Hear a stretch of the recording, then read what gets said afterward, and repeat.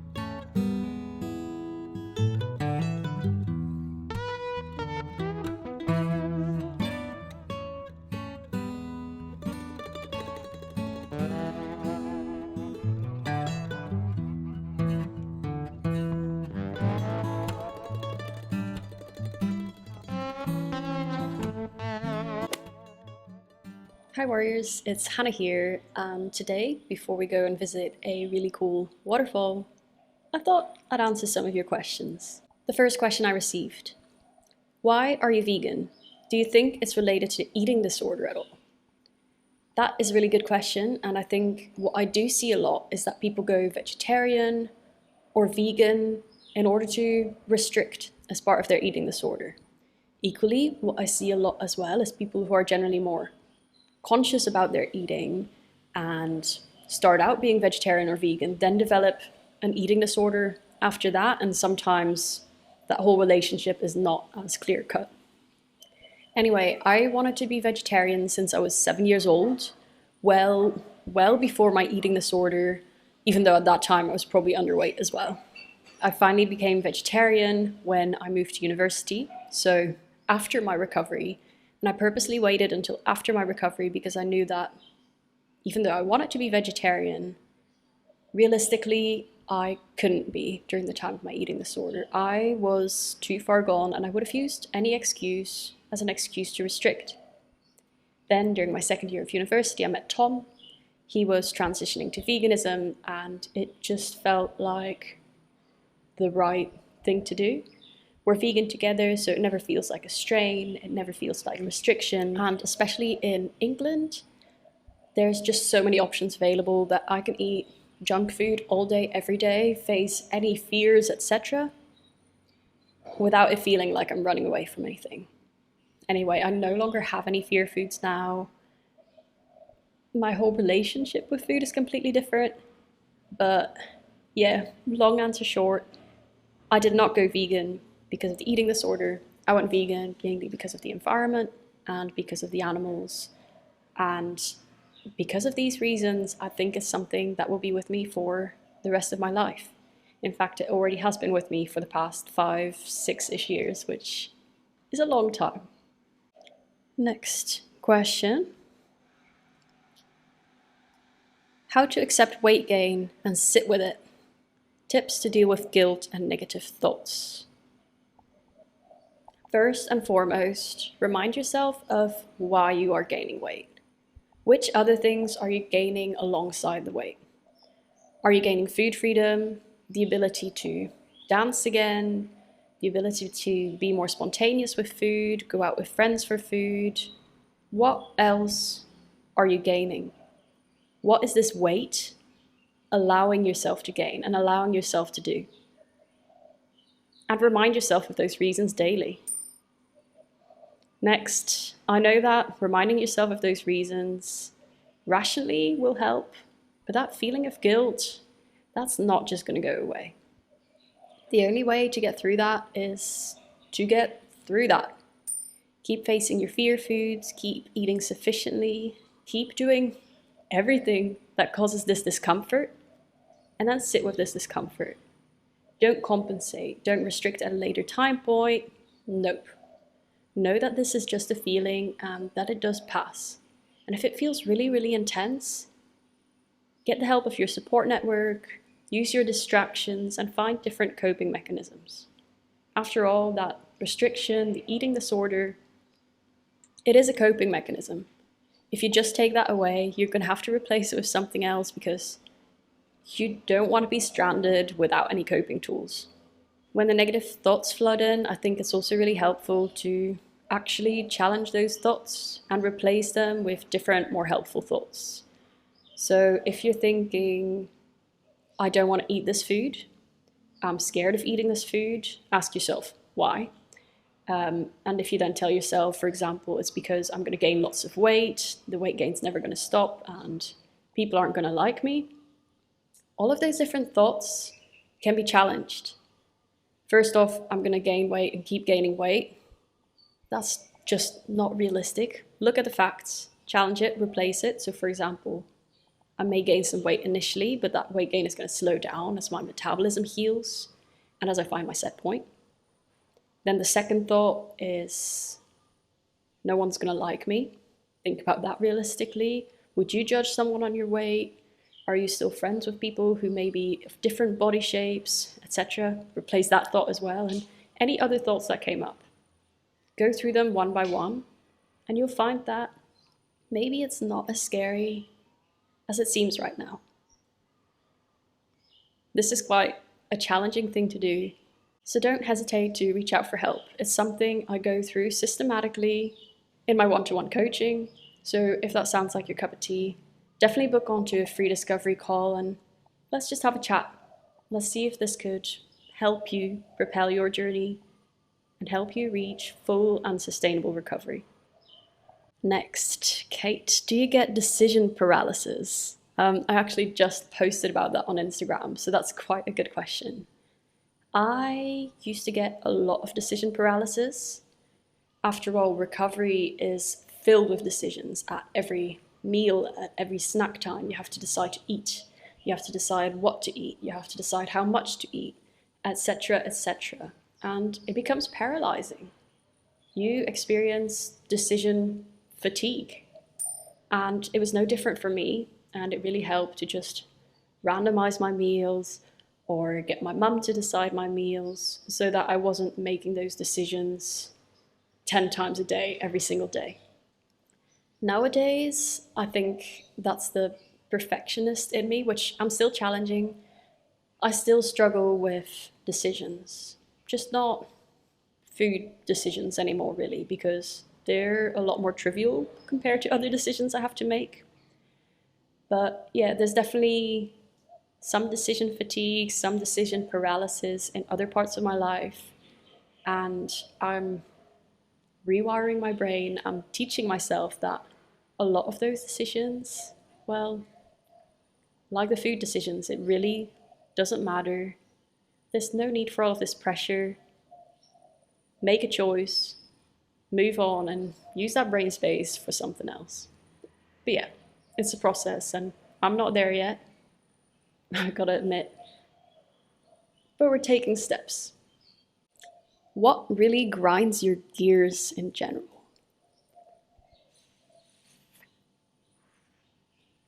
There's only one thing I can think of at the moment, though there's probably lots more, but that's Instagram. Whenever Instagram glitches, I think that's the only thing that can get me really annoyed, and I will probably swear at my phone. And there's no other situation, no other context in which I would do this. It's very unlike me, but Instagram grinds my gears. Technology does. Do you find yourself to be an attractive woman? And how did or do you feel about this before and now? Obviously, during my eating disorder, I didn't see anything attractive about myself. Some parts of me were maybe more acceptable than others, but on the whole, I hated my looks. Nowadays, I wouldn't say I hate my looks, but I also wouldn't say I'm an attractive woman. I guess I'm just sort of okay with what I look like because I know that being at this weight, being in this body, it's what allows me to do the things I love to do. It's what allows me to live my life, to have energy, to meet up with loved ones, to take care of my family, and all of the things that actually matter to me, so much more than the way my body looks. So I wouldn't say I'm an attractive woman, but I'm a woman with a body that functions, that allows me to do all the things I want to do, and I am incredibly, incredibly grateful for that. And yes, there's some days and some outfits where I do feel badass. What was a meal or food that you absolutely craved during recovery? During recovery is the first time I discovered peanut butter, and like a lot of you, that became a bit of an obsession, and it totally makes sense from a biological perspective. It's a food that has a lot of fats, a lot of calories, decent amount of protein. So for recovery, it's just a really great food. And I still love peanut butter today, and I can still go through it by the jar in a day easily. But when I'm traveling or I don't have it in, it's also something I'm not obsessing over. Whereas in my recovery, if I didn't have it available, or if I told myself I shouldn't have it for a day or even a few hours, obsession. So yeah, peanut butter was definitely one. And I also really loved bananas. I suppose they were just a quick carb source, quick energy for my body to use. So those were the two for me. Yeah, it tends to be very high fat, high sugar, high density foods for the reasons I just explained. If that freaks you out, if that makes you feel guilty or shameful, understand that there's no reason to feel ashamed or guilty for craving these foods. Your body has been deprived of food, has been deprived of calories, and the fact that it's giving you these cravings and these obsessions is actually a really good and a really adaptive thing. Your body is still functioning, and it's telling you what you need. What was one of the eating disorder habits that was a constant struggle to break? There was a few. So exercise compulsions, especially when I started eating more and felt like I needed a way to still compensate one way or other. But also considering calories or food density in my decisions, because some of those habits, some of those beliefs, some of those behaviors had become very ingrained. And that doesn't mean they can't be overcome. It just means that the whole process is tricky. So it required a bit of time to rewire the thoughts, to retrain the behaviors, to create new habits. But once I did, that urge, that compulsion genuinely disappeared. It faded. So especially initially, it's really tough, but keep going because it does get easier with time. Another question I received was quite a specific one, namely, what do you think about MFitX, so an Instagram account? Do you think she helps the eating disorder community or not? And to be honest, I have no idea.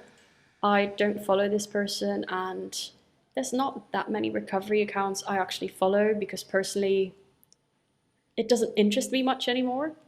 The ones I do follow, just because I know a lot of you guys follow them and because they actually put out good content, are Ro Mitchell, Ro Recovering, and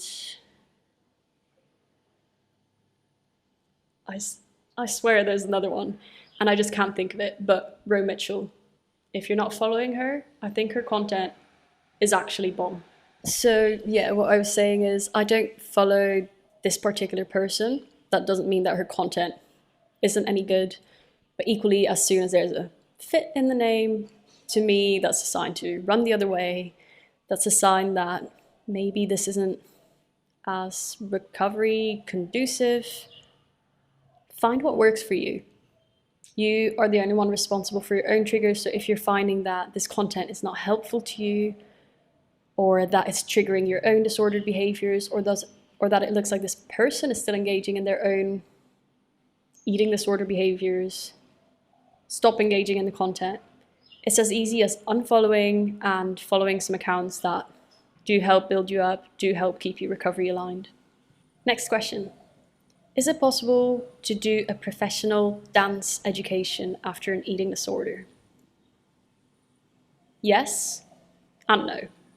It really depends on you. I think a lot of people stop their recovery halfway. They find their way to quasi-recovery and then decide that this is enough, I'll stay here, and then they do stay there. If this is you, then the answer is no. However, if you decide to work with a coach or a professional, or even if you do it on your own, much more difficult, but nevertheless possible, if you give it your 100% and go for full recovery, yes, it's possible to do a professional dance education after an eating disorder. But make sure you are fully recovered, your hormones are fully recovered, and that you've taken a full break from dance and any other exercise. Assess your relationship with exercise, take a break, see how that makes you feel.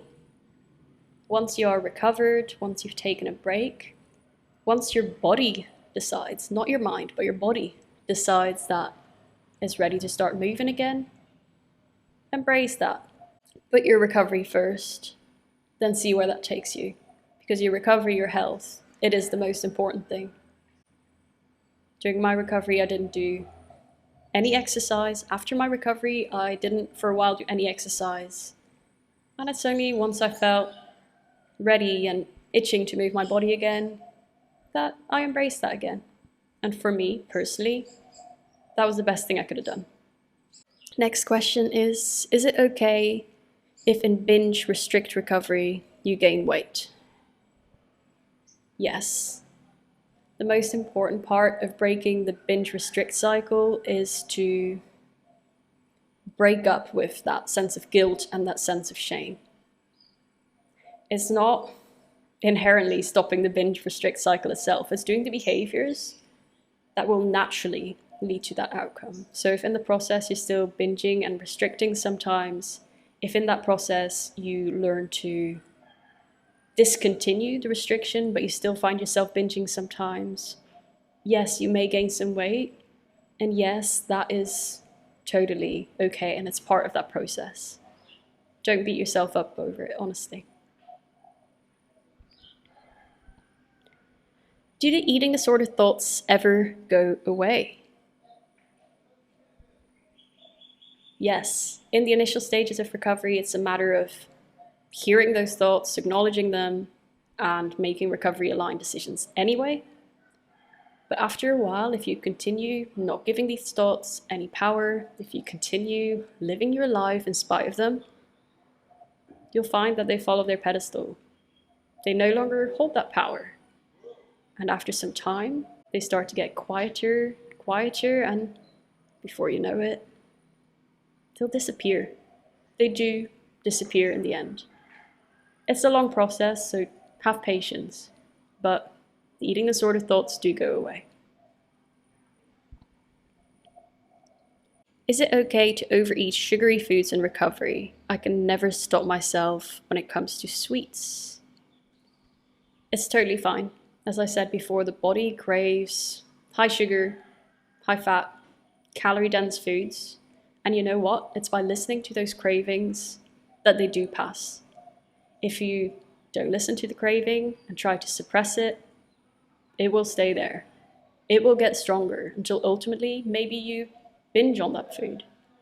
Whereas if you allow yourself to eat these foods freely, regularly, they stop holding that power over you. If I tell you, don't think of the pink elephant in the room right now, guess what's going through your brain? The pink elephant. So stop suppressing it. Give in to it. Be okay with it. And find that it gets easier, again, with time.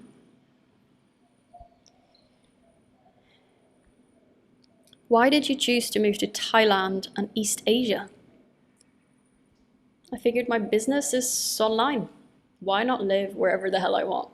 Do you recommend to not work out while in recovery, and if so, why? And when and how to start working out again? I feel like I've sort of answered that question already, but yes, on the whole, I think it's a good idea not to work out. It's too easy for the eating disorder to use this as a way of compensating for eating or before eating. So if you can cut out all exercise, do. Put your health first.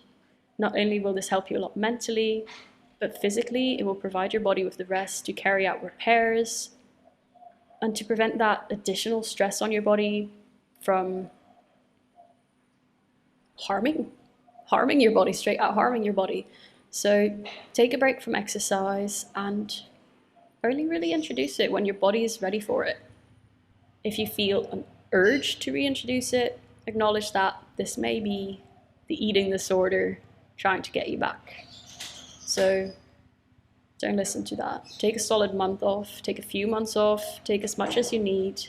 Focus on weight restoration, focus on re-regulating your food intake in terms of regularity and sufficiency. Focus on rebalancing your hormones, and only after all of this, consider reintroducing exercise. Next question, and I think this may be the final question because it looks like my camera card is about to fill up again. I'll get to the other questions soon, I promise. But the last question is, how do you make sure you get enough protein while traveling and calories overall? I think this is a great question, so let's answer it. The most important thing for traveling, especially when you're vegan and may not naturally have the same number of protein options available to you, is to think ahead. I think it's really important to take snacks or some pre-prepared meals or other things along with you so you're not left at the airport or anywhere else without any food. Take lots of snacks, packets of nuts, biscuits, etc. with you so that when you're really stuck, you've got something right there. In addition, I suppose because we're traveling in Asia, we know that even if we're not super prepared, we'll probably be fine because we can find tofu, tempeh, rice, literally everywhere. So consider where you're traveling to as well. Consider the price of food, the types of food that will be available to you, and yeah, take that into consideration when you are planning your trip.